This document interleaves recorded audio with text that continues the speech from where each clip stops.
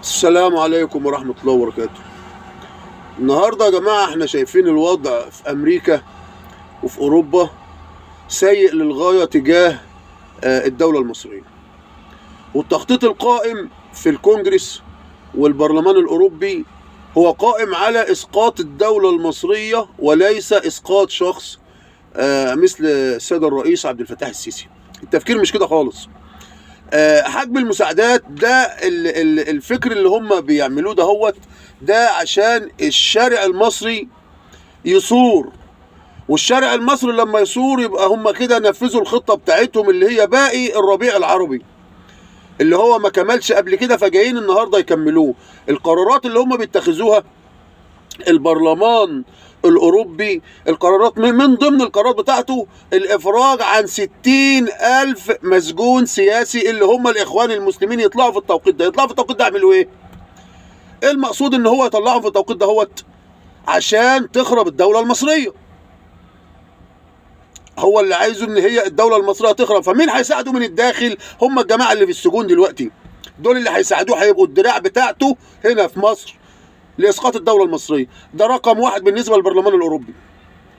رقم اتنين بالنسبة للكونجرس الأمريكي، أمريكا حجب المساعدات دي مش مساعدات، ده حق مصر من اتفاقية كامب ديفيد.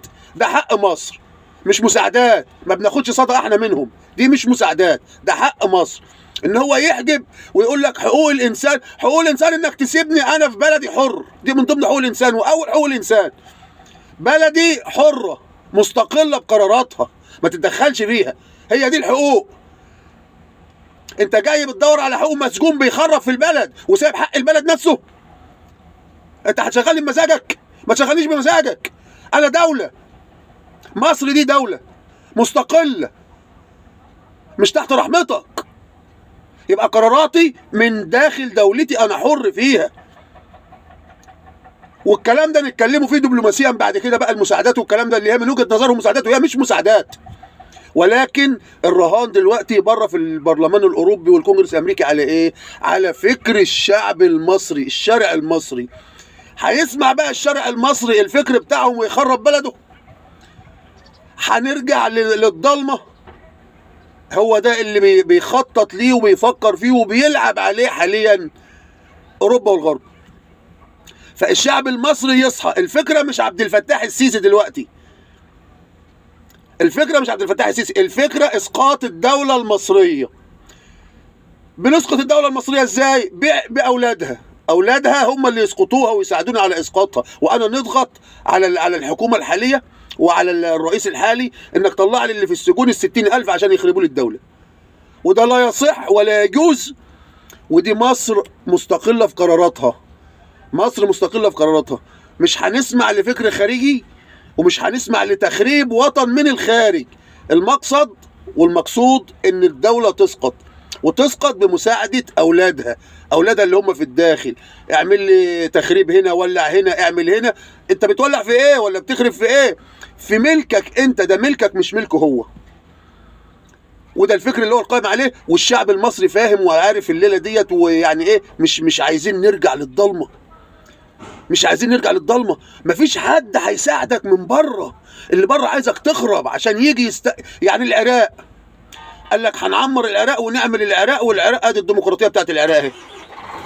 سوريا، ليبيا، اليمن، فلسطين. الحريه فين؟ حريه الشعب الفلسطيني فين؟ حريه الشعب الفلسطيني النهارده؟ حقوق الانسان فين؟ حقوق الانسان في الدوله الفلسطينيه فين؟ فإسقاط الدولة المصرية هو القائم في الاتحاد الأوروبي حاليا، وفي البرلمان الأوروبي، وفي الكونجرس الأمريكي. وبيه إن احنا نضغط على الحكومة الحالية وعلى الرئيس الحالي. ونعمل إيه؟ نعمل هلع في الشارع، نعمل فوضى في الشارع عشان البلد تنقلب على بعضيها. نرجع بقى للبلطجية واللي واللي واللي واللي واللي. عشان إيه؟ عشان اغراض هم ما عرفوش يكملوها في الربيع العربي، جايين يكملوها النهارده.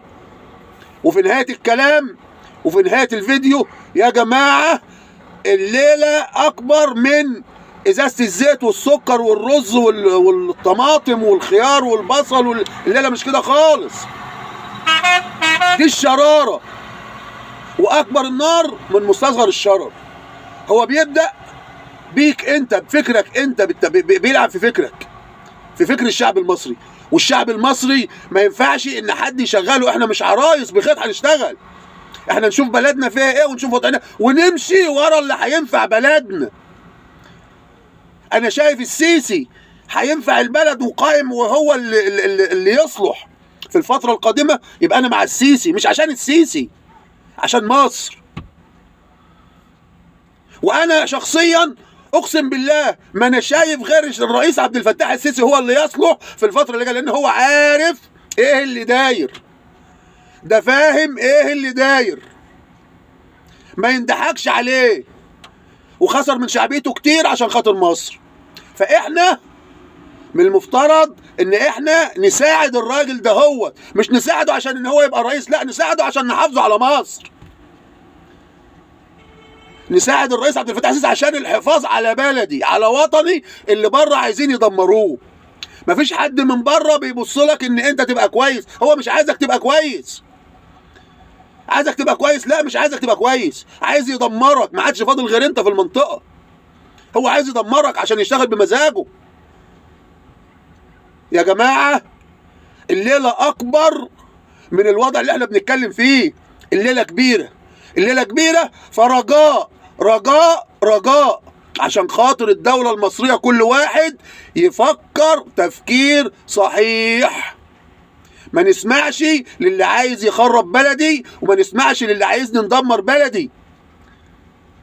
ومش هنقول اكتر من كده. والشعب المصري هو الرهان على فكر الشعب المصري، والشعب المصري عمره في حياته ما هيفرط في بلده.